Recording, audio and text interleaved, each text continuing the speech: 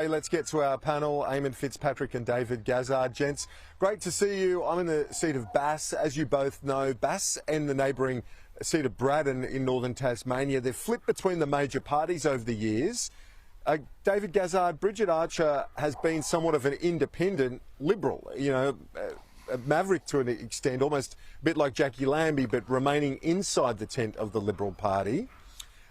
I wonder, what's your read on things at the moment? I did catch up with a few voters early. One lady said Peter Dutton's too Trumpy for her, came out unsolicited and raised Donald Trump, as did a few other voters. I wonder how damaging is the presence of the president hanging over this campaign for the Liberal leader?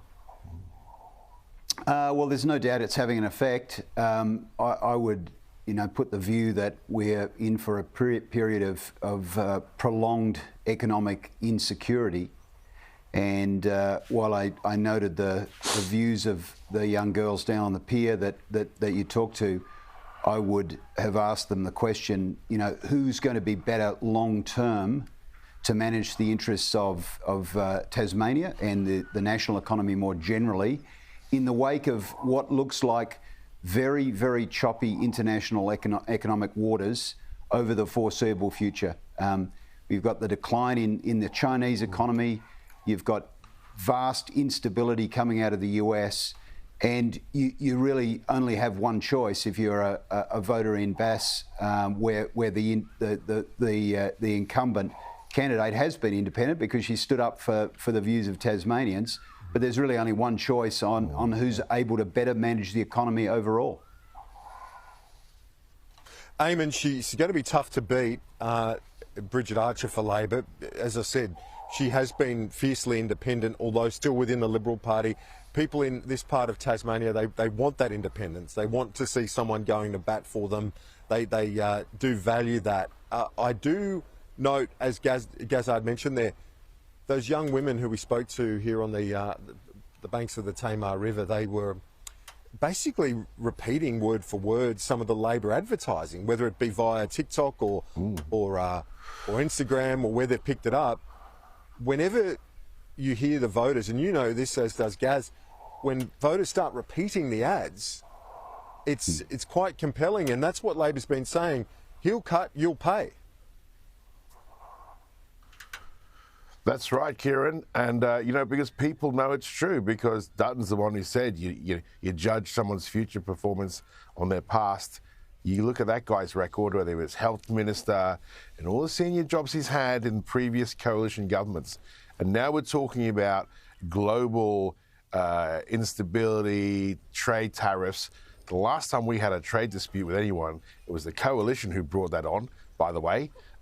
Who basically traded away, for the sake of a few barbs at the Chinese, our entire beef and barley exports to China, which all went to the United States. So, we can talk all we like about, the coalition's record on that front, but it was pretty awful, and we've just gotten over it.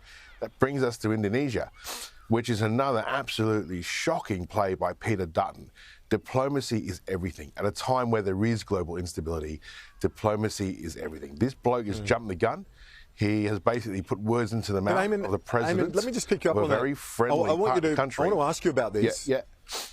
You can ask. I want to ask you specifically about this and get your response, because Peter Dutton says there were reports in a credible military publication, Jane's, that the Russians requested a presence there. Why isn't he well within his rights to seek some comfort and reassurance that that is not happening? Why shouldn't he ask that? He's entitled, and he should ask that. That's not what he did. He seized on what he thought was an opportunity to try and raise a bit of international friction. That's exactly what he did. The Russians are entitled to ask anybody for anything. I am entitled, despite having worked for 4, 5, 6 Labor leaders over the years in elections against the coalition, for life membership of the Liberal Party. But it doesn't mean that's going to happen. I mean, that's what we're talking about here. What he should have done was to seek an assurance privately first. Get the facts straight. Diplomacy is about understanding what's happening.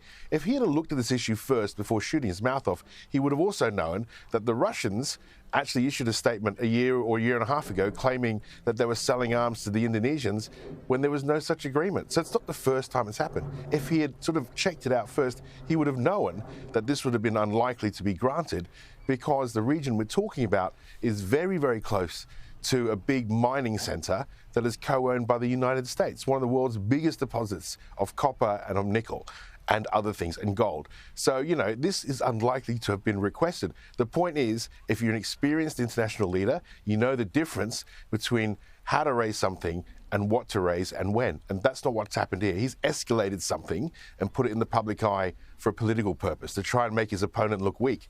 Actually, what he did was just reinforce why Anthony Albanese and Penny Wong are the right people for the job, and Richard Marles, because they actually went to go and get the facts first, which is what you do. It's what you do when you're friends with someone. You ask them what's actually happened first.